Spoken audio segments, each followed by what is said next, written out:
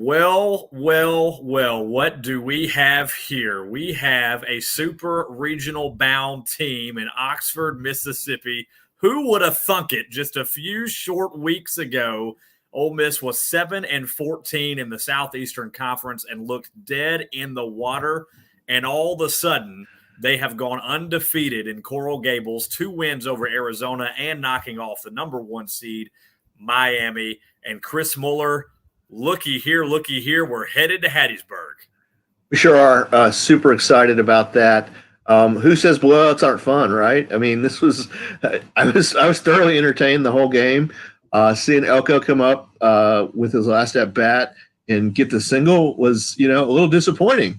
But hey, who says singles aren't fun, right? But really cool moments throughout the game, and the Elko home runs the 3 of them are really easy to pick out. Chatnier's home run, really easy to pick out. But the guy that I want to single out that just, hasn't gotten a lot of playing time this year, that really showed a lot of guts and determination is Garrett Wood.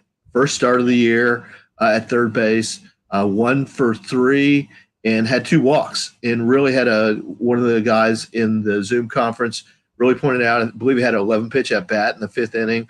So really took a lot of life off of one of the Arizona pitchers and really set the table in the 5th inning for us to do a significant amount of damage. So I'm super jacked up. I'm already here in Mississippi. I don't live in Mississippi on a full-time basis, but I'm already here. I'm ready to go. Hey, I just say we drive to Hattiesburg tonight and get this thing started tomorrow.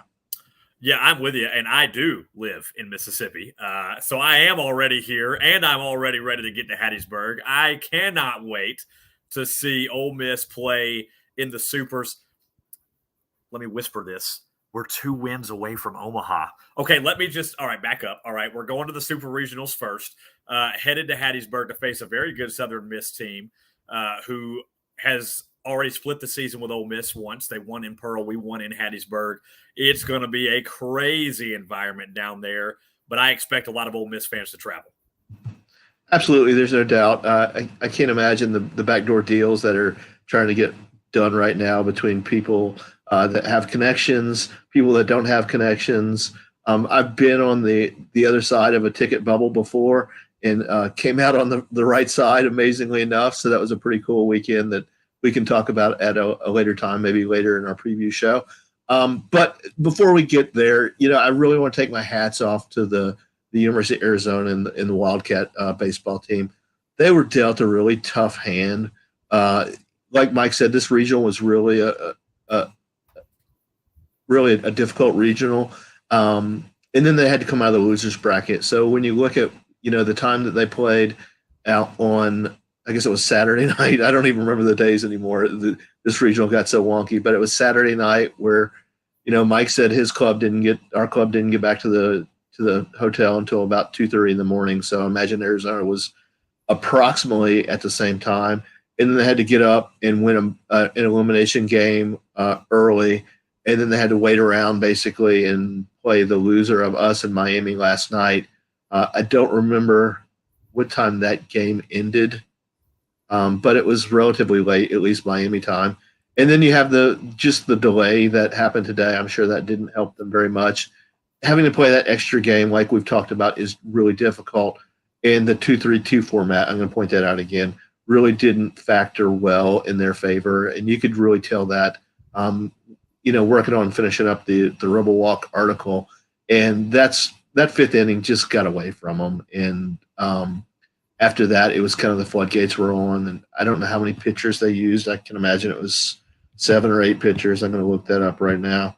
But those guys are a class baseball team, and Coach Hale is a class guy. His post-game comments were really cool, and I really want to tip my cap to those young men. Yeah, they were super in the press conference. You could tell the emotion, particularly on Daniel Susak's face, who was the catcher for them.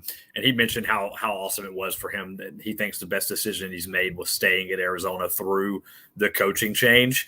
And Ole Miss was on the receiving end of a blowout at the hands of Arizona last year that ended their season. So, Ole Miss knows how it feels now. Arizona, they have a taste of it. It's no fun, regardless of who you root for. You hate to see a kid's season end in that way. Obviously, if you're, from a media perspective and just watching that press conference, regardless of, obviously I'm rooting for Ole Miss to win the game, but it's, those are college kids who put their heart and soul into this season, and now their season's over, and they don't know what lies next for them necessarily either. So yeah, certainly hats off to Chip Hale, first season, getting them back in the postseason, and then having to go cross country essentially to play in a regional, and then dealing with rain delays and all that nonsense. It was a tough way to go. And you mentioned it, the rain delays in the 2-3-2 format, not going to help. Coming out of that losers bracket is a tough way to go. And they found that out. It's hard to win coming out of the losers bracket. It is. And your comments about Susac make me think back to, I believe it was the 2015 regional, when I think we got bounced pretty quick out of that one at our home place. And, I remember seeing Colby Bortles' comment, and the guy was just about in tears. And he, the comment was, "We just want to go to Omaha." And it's like, well, yeah, Colby, we get it. So does everybody else. But it just, baseball is a weird game, and it's a long and widening road. And Mike said that before. I believe he said that in 2014 when we were able to crack the bubble a little bit and get to Nebraska. But it's a tough game, and it's a very humbling game in many ways. And it was a humbling day for Arizona, but I don't want to take anything away from their season. They had a terrific season. They've got some terrific ball players on their squad that are going to do a lot of great things in baseball.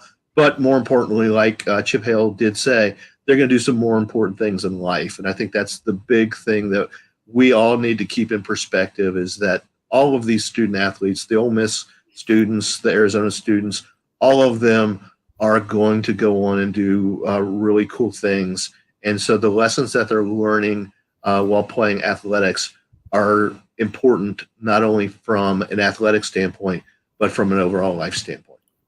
Yeah, you're absolutely right. They used 7 pitchers tonight, real quick, just to touch on what you said a minute ago. They did go through 7.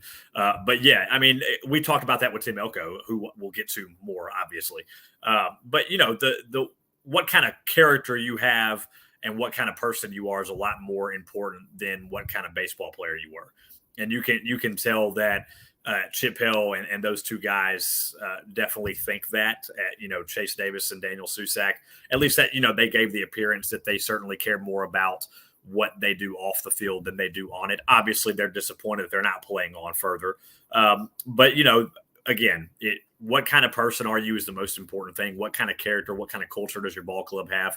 And it seems like Chip Hill has a decent culture there in Arizona. He has some pretty solid guys down there, just like Bianco's got in Oxford, and I think that's going to serve those two guys well in their futures for sure. To just finish up with Arizona, Chip's comments kind of at the end of his press conference, I believe somebody asked him about how he, if it was difficult to reflect on the season, and he hit the question head on. He said, "No, it's not." He goes, "I played here. I'm really happy to follow in the footsteps of some other great Arizona coaches. I've got a tremendous support system in Tucson. I've got some really great administrators, got some really great people, got some really great players." And so I think that having that kind of perspective on things is really important. And then to touch a little bit more on this athletics mindset about what it does for you in life. So the story that I'll go back to is Mac Brown after I don't remember the year they beat USC, 2005 perhaps. Mac Brown, has just won the national championship in what is some have said to be the most or the best college football game of all time. 38-35, I believe, was the final score. Yeah. Vince Young scored with less than a minute on the clock, and just a tremendous moment. And so they're all in the locker room and everybody's really happy and celebrating and everything else like that. And Matt calls the team together. He says, "Okay, this is a great moment. This is a great moment for you. But I don't want this to be the best moment in your life." And that really puts things in perspective, right? I mean, these young men have worked for years and years and years to get athletic scholarships to the University of Texas. They've just won a national championship, which is, a dream for kids. And Mac Brown just puts it all in perspective and says, hey, don't let this be the biggest thing in your life. You're going to be a father one day. You're going to be a successful CEO someday. You're going to go on and do some really great things. So that really puts things in perspective for me. And I'm not a University of Texas homer by any stretch of the imagination, but the things that we can take from really good coaches are really good stories for me. Yeah, absolutely, and I have no doubt that Chip Hale will have that team back in the postseason next year, and he'll continue to develop that culture and bring great young men in there to play baseball for him and teach them about life, because you can tell he's been around a while. He knows he's had a lot of life experiences, and I think he's going to do very well at giving those on to his team. But moving on to the more important matter at hand, that is the Ole Miss Rebels, who are the regional champions in Coral Gables. And obviously, we've got a lot of things that we can talk about, but none bigger than Timothy Elko. I mean, my goodness. If you would have told me that Tim Elko was going to hit 3 home runs tonight, I probably would not have believed you. As much as I love Tim Elko, I would, no, Tim Elko, I mean, he's never done it in his career, and it's hard to hit 3 home runs in one game, and Arizona's just too good. Well, my goodness, that he proved me wrong, and just an unbelievable night, 4 for 4. He also had the walk, 3 home runs. He's the regional MVP. You just can't say enough about this guy. We run out of words.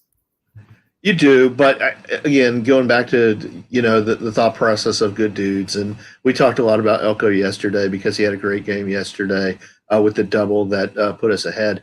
But just the athletic prowess of that young man is just incredible, and such a great guy, such a team leader. I don't know. I don't know what more we can say about him. It's difficult to keep talking. I think it was Mike last year when he kept getting asked about Elko, and it's like, you kind of run out of cool stuff to say about the guy. It was cool though that he was in the state of Florida. He probably had a lot of. I know he mentioned he had a lot of family that were able to come down. His sister was able to come down, which I'm sure being in medical school, I'm sure she probably didn't get to see a whole lot of games from her brother. So for her to be able to be there today, I'm sure it was special for her as well as the whole Elko family. So just really, really happy for the guy. He's obviously, this is it. This is the last ride. So really happy he's getting to go out kind of on his own terms. And I think that we all would have had a bad taste in our mouth if we wouldn't have gotten into the regional or into the NCAA tournament. But it's different for us than it is for them, and we have to all realize that. Yeah, and I know I've said it a couple of times, but I keep going back to him and Hoover and just standing there on the field next to him, looking at his face. And he said 5 or 6 words in the press conference, which is very unlike Tim Elko. And he was so disappointed. And I mean, if that would have been the way Tim Elko's Ole Miss career ended, it would have been awful. So watching him get to play in the postseason, he is stoked, man. He is so happy they're going to get to go play a super regional. They're not done yet. And this team fully believes that they can win this super regional. And it's with a very familiar opponent. Obviously, Tim and Peyton and Coach Bianco downplayed the opponent to an extent in the press conference. It doesn't matter who we play. We're just glad to be playing. I get that. It's all coach and player speak. But I don't think they're too disappointed to be going to Hattiesburg and playing Southern Miss. I don't think so. Familiar opponent, and it's not – I was concerned about LSU. I'm not going to lie to anybody. Having swept them in Baton Rouge probably left a bad taste in their mouth. So I'm not disappointed to see Southern Mississippi beat LSU and remove them from the equation. But we have to understand they beat LSU, and they had to come out of the losers bracket to do that. They had to come out of the losers bracket. So I think that they've got a really good club. But what really impressed me about the press conference, and this is kind of a nuanced thing, is I didn't see Peyton overly happy. And what I mean by that is he looked really focused and really serious in the press conference. And Peyton is one of those guys that seems to enjoy life a lot. And I appreciate that about Peyton a whole lot. But the seriousness in his face led me to believe that this is not – at the end of the game, there was no dog pile. There was no – hey, let's do this. It's we're regional champions. I think they're happy they're regional champions, but I don't think they're satisfied with that. I think there's a chip on their shoulder. I think being selected, we were selected last. I think that's been a rallying cry for the team the whole week. So I've got a good feeling about this weekend, and I know we'll get to it later in the week with a preview show. But I've got a good feeling that this team has got that chip on their shoulder. They've got the confidence. They've got the bats are really hot. And we won a 2-1 game yesterday, right? So we won a game where we just pounded it out today, but we also won the 2-1 game yesterday. So it proves that we can win games of all varieties. Yeah, and to your point about Peyton, he gets a bad rap on social media in particular. And when I say a bad rap, people love to poke fun at Peyton Chatagnier when Ole Miss loses. They love to talk about, well, if he wasn't so busy on TikTok, and they love making the TikTok jokes. And I'm not talking about Ole Miss fans. I'm talking about national or well-known accounts. You will poke fun at Peyton Chatagnier on a frequent basis. And because he does have a lot of fun out there. But I appreciated in particular his answer to one of the questions, which was, about the amount of runs that they scored tonight, and kind of, I can't remember exactly how the question was worded, but it was something to the extent of, were you guys surprised or confident that you could put up this amount of runs in the postseason game? And Peyton said, I'm not going to say that I was surprised by it, because I know that we're capable of doing it, but I also don't want that to be seen as us taking Arizona lightly, because we weren't. And that answer from Peyton is something that I wasn't necessarily expecting, just because of his personality is more happy-go-lucky a lot of the times. And this team is different. There's something different about this team. They're not satisfied to go to Miami and win a road regional. There's a lot more work to be done, and you can tell they know that. They're not satisfied to just be 3-0. No doubt. Thing that we haven't talked about, and I purposely didn't talk about it this week, but Ole Miss has never won a regional on the road. That's a big stat. So that's Mike Bianco putting some demons behind him a little bit here. And the other side is that the only time that we went to Omaha was on the road, and that was at Lafayette in 2014. I'm not making any predictions right now. I've not studied Southern Mississippi a whole lot. I know they've got a really strong pitcher in Tanner Hall. He beat Tim Elko out for the Mississippi Ferris Award. So they've got a really strong club, and they went through a regional and had to beat LSU twice in 2 days. There's not many teams that can do that. We did it. They did it. So that's kind of cool. But back to the game, the Kemp Alderman Grand Slam was really a cool moment as well. And that, I think that's the moment that, I'm not going to say it did Arizona in, because I think the 6th inning was really important as well. But to go up by 5, it had to take the wind out of their sails a little bit, because then you're not in the slam zone, as Chris Burke would say. You're not there. You've got to put a chain of events together to get you there to even contest at that 5-run lead. So I think that was kind of the moment in the game for me where Ole Miss won the game, was the Grand Slam, because it put some distance between us and Arizona. And if you recall, it was back and forth in the first 4 innings. 6 home runs between the two teams. Each team had 2 2-run shots and a single solo shot, and it was tied up at 5-5. So the score in the game did not indicate how close a game it was. No, not at all. And to your point about the Grand Slam winning the game, obviously that was the big moment of the game, but not to be overlooked in the same inning, in the bottom half of the inning. Doherty walked 2 straight guys to load the bases, and then there was a dribbler, just a soft little infield dribbler that ordinarily would have been an infield single, but Jacob Gonzalez, my goodness, he's just so phenomenal out there. He got to the ball, he made a perfect throw, and he nailed the guy at first base, and that right there sucked what little wind Arizona had in their sails at that point left, sucked it all out. And at that point, I think that moment solidified what Kemp Alderman did in the top half and completely did Arizona in. And I think at that point, Arizona kind of saw the writing on the wall. Like, I don't know if we're getting back in this one. Yeah, great moment. Jacobs is such a special player, such a special defender, and I'm really happy that he's going to be around for another year. He's going to be, a team. He's a team leader next year. We don't know, who's coming back from some other standpoints, but Jacob Gonzalez is not draft eligible. Thank goodness, right? So he's got that shortstop position nailed down for 2023, and it's going to be, it's going to be cool to see him play for another year in that spot. And that's one of the cool things that Mike does is once he finds a shortstop, he's the shortstop usually for 3 years. And maybe Kessinger came out of the lineup once or twice, not once or twice, but a little early in his freshman year. But Mike will ride a shortstop if he finds a good one, and he will just keep using them and keep using them because that is such a key defensive position in the middle of that infield and really drives the train.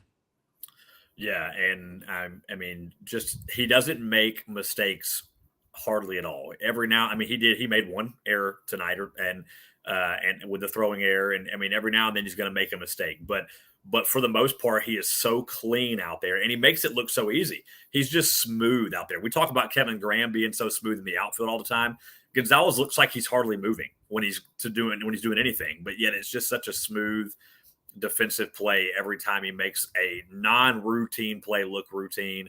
And he was definitely key out there in the field tonight. And then obviously having the changes in the outfield certainly gave him a little bit of extra speed out there, a little bit of extra defensive, just because Justin Bench is one of our best outfielders. So having him out there in center field, I mean, the guy's a Swiss Army knife of positions he can play. So having that versatility with Justin Bench is certainly very helpful. And I think it was awesome tonight. And then, of course, you mentioned Garrett Wood getting the start at third base, but doing what it did at the plate. So many pieces fell in place. Obviously, Tim and Peyton are going to get all the talk, but it took an Army for Ole Miss to get through this regional, and the Army showed up. They did.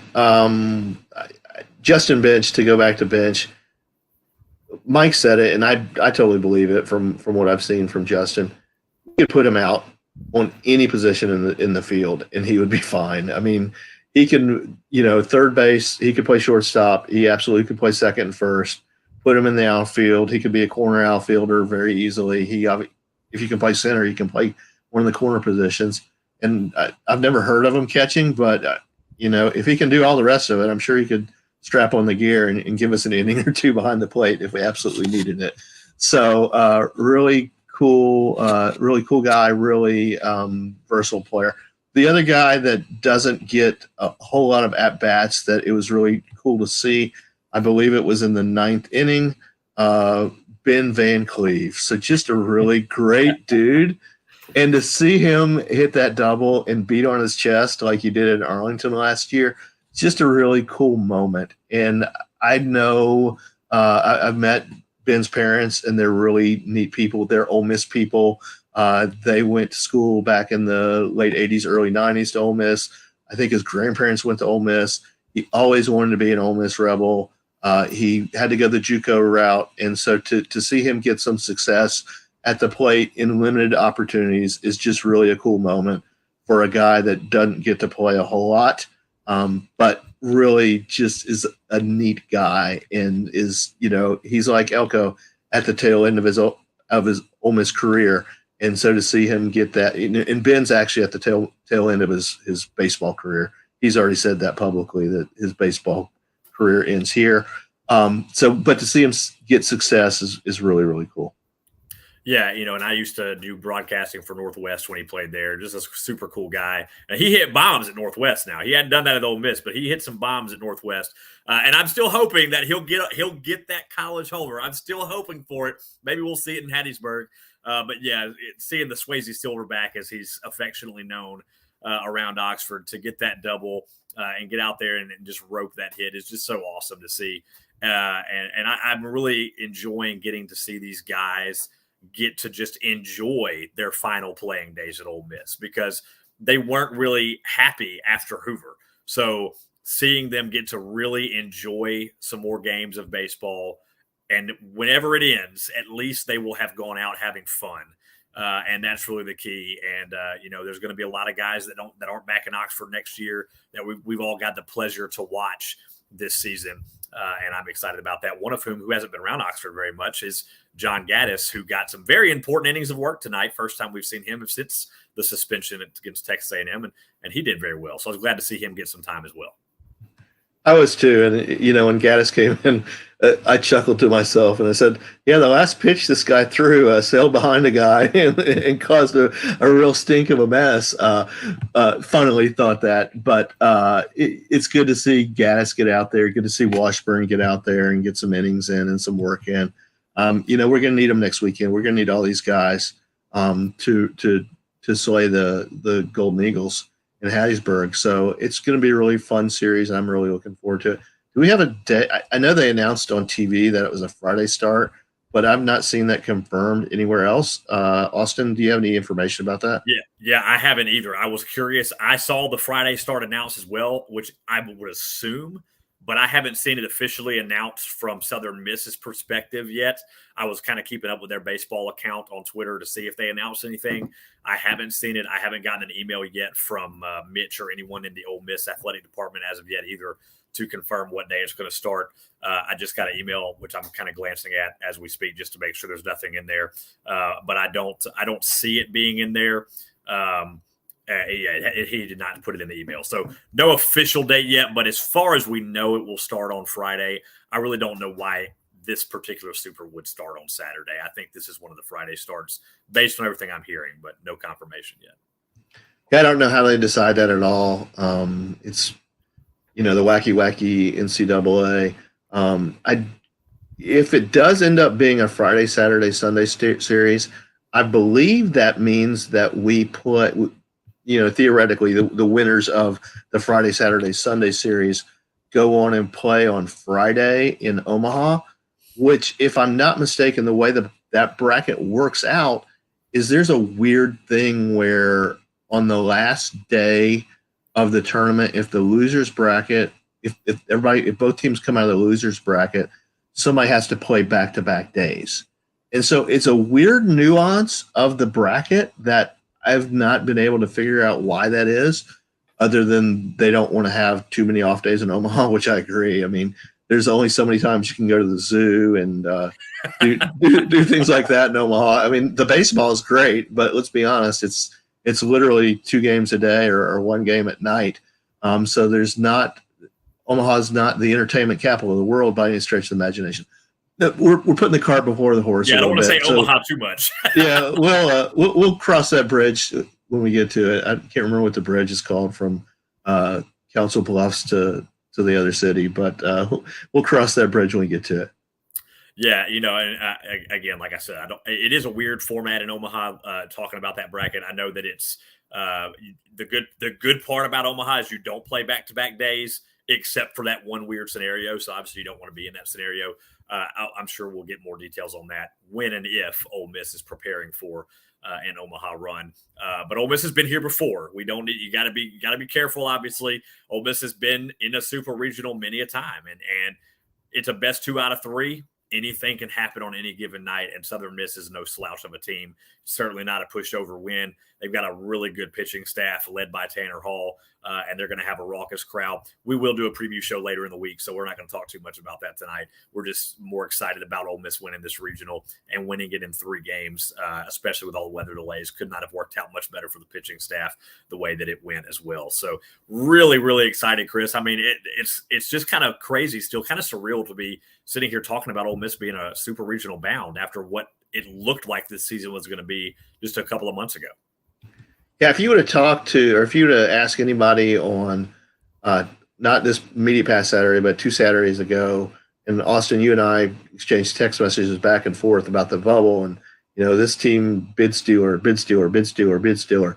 I don't know that you could have convinced many Ole Miss fans to put down money to say, hey, you're going to be in a super regional come Monday after next. So, just really cool moment. The guys do need to soak it in and enjoy the moment. I was going to ask Mike if he had a 24-hour rule, but it's probably even less than that right now. Because winning, when you're Nick Saban and you win a national championship, it's a lot different because you don't have a ball game to play next week, whereas Mike's got a ball game to play either Friday or Saturday, and so I'm sure it's hit the grindstone probably. I would guess tonight, if not, first thing in the morning for Clem and Lafferty and Chris Clary and Mike Bianco, watching tape, seeing what those guys are doing. The one interesting thing I'll point out about Southern Miss before we get off is Tanner Hall did throw today. I don't know how much he threw, but he did throw today. So probably usually a bullpen day for him. So, kind of not that big a deal, probably much like Doug did last year. Right. But he still faced live batters. And so that does make a difference versus just getting out there and throwing a bullpen. Yeah, and I can't remember if Justin Storm pitched today or not. I know he pitched yesterday. I'm not sure how much he pitched over the weekend, but obviously that's another one of their fantastic relief pitchers out of the bullpen. We'll talk a lot more about Southern Miss later on this week in a preview show. Don't worry, guys. We're not going to leave you hanging. But as it is right now, let's just enjoy this one. I know the players are really going to enjoy as the St. Louis Cardinals say on their Twitter account when they win, it's going to be a happy flight or a happy bus ride, probably in their case, back to Oxford, Mississippi, getting ready for a super regional next weekend. We will have that date once we get a confirmation for you on all the Rebel Walks channels, so stay tuned for that. Whenever we find that out, we will let you know. But Chris, pumped about this championship from the regional. Can't wait for a super regional. Can't wait to see you there. It's going to be a pleasure meeting you in person finally. For those, obviously, Chris said he doesn't live in Mississippi and I do, so we haven't actually met in person. But we're going to this weekend. It's going to be exciting, and hopefully it's going to be a couple of Ole Miss wins, preferably 2-0. Let's just keep the undefeated streak going. I'm good with that. I'm really, Miami was not an ideal location for fans, for travel, for the regional, but you couldn't ask for, besides hosting it at Swayze, you couldn't ask for much better location than going down to Hattiesburg. And I'm just excited to see all the Ole Miss fans. I'm excited to see the Southern Miss fans, to be honest. They've got a great team this year. I know they're, all in behind them. So I think it's going to be a fun regional. It's not going to be like us versus State where we would be at each other's throats for 3.5 hours. I don't think. I'm looking forward to the guy that yells "throw it in the dirt" in an Eagle format. I don't know if you've ever heard that, Austin, but that's a pretty funny thing. He sounds like he's trying to imitate an eagle while saying "throw it in the dirt," and so yes, it's quite entertaining. I saw that last year. Very high pitched is the polite way to say it when Ole Miss played Southern Miss in Hattiesburg earlier this year. Well, I'd rather that than the Whistler. So yes. That's we count our blessings in that category. Who from before we finish up? Who from the SEC is moving on? So did Florida move on? Got defeated by Oklahoma tonight, so they are done. Oklahoma was kind of a team to watch down there in Gainesville. They are red hot right now, so they're moving on. Texas A&M is moving on. Right. Tennessee is obviously moving on. Ole Miss is moving on. Georgia was eliminated. Arkansas was winning. I have not checked if there's a final on that, but I do know that they were winning, and if they win, they were going to be moving on. Let me check that right quick while we're here. It's 5-3 Arkansas headed into and that was about 30 minutes ago, going into the 8th inning. Haven't got an update on Arkansas's Twitter account since then, but Arkansas was in the driver's seat of that one. So I know that there's several SEC teams that are moving on. I'm trying to remember who all else was in from the SEC. LSU Vanderbilt got beat, I think, by LSU eliminated. Is that it? There were 9 SEC teams or 10 SEC teams? 9. So Tennessee and Notre Dame play. Right. East Carolina and Texas play. A&M plays Louisville. Oklahoma and Virginia Tech, which is a little interesting regional. East Carolina. We said East Carolina and Texas. Auburn looks like they're traveling to Oregon State. Auburn did move on. Yep, forgot about them. Sonny D's still in, he's a cool guy to watch. Ole Miss obviously in Southern. North Carolina plays the winner of Arkansas and Oklahoma State. It looks like if Arkansas wins, they travel. If Oklahoma State wins, they host. And then Texas State and Stanford are ongoing, in Maryland and UConn are both still going on. So that'll be interesting to watch. Kind of rooting for the little guy in the Stanford Texas State series. Hopefully Texas State pulls that out, and then in the Maryland UConn game, I don't really have a dog in that hunt. So whoever comes out on top. I think UConn was winning that one earlier, if I'm not Were mistaken. they? Again, these were all updates I was kind of checking on while Ole Miss was playing, but I was more interested in Southern Miss and LSU than any of the other games, obviously, because that was what impacted Ole Miss as far as the other games were concerned. But yeah, so a lot of interesting matchups coming in the super regionals and some potential for upsets. I think Oklahoma, Virginia Tech's going to be one to keep an eye on again for Oklahoma. I would not be shocked at all if they make it to Omaha. They are red hot right now. And hopefully we'll see what happens in the Oklahoma State Arkansas series. That one's coming down to the wire.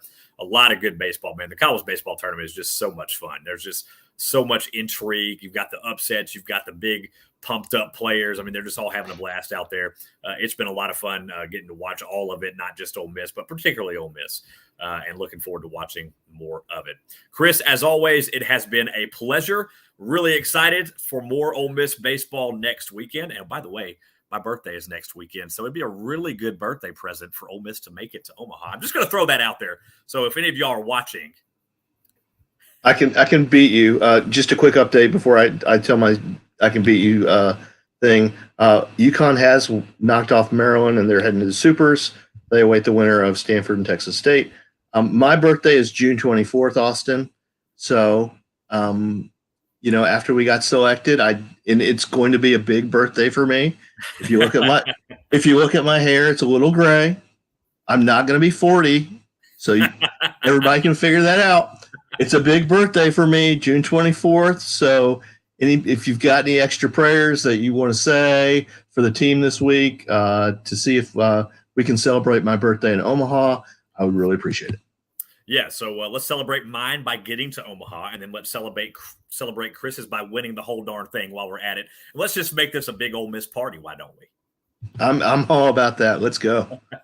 Well, again, we've got a lot more baseball coming. Before we can get to any of that, we'll keep you guys updated on a time and day for our preview show that will be coming to you a little bit later this week. Until then, everybody, hotty toddy, go Rebels. Another regional down in the books. Ole Miss is the victor, and they are headed to Hattiesburg for a super regional. Enjoy your evening, and Chris, have a great one, and I'll look forward to talking to you again later this week. Hi, Toddy, everybody. We'll see you soon.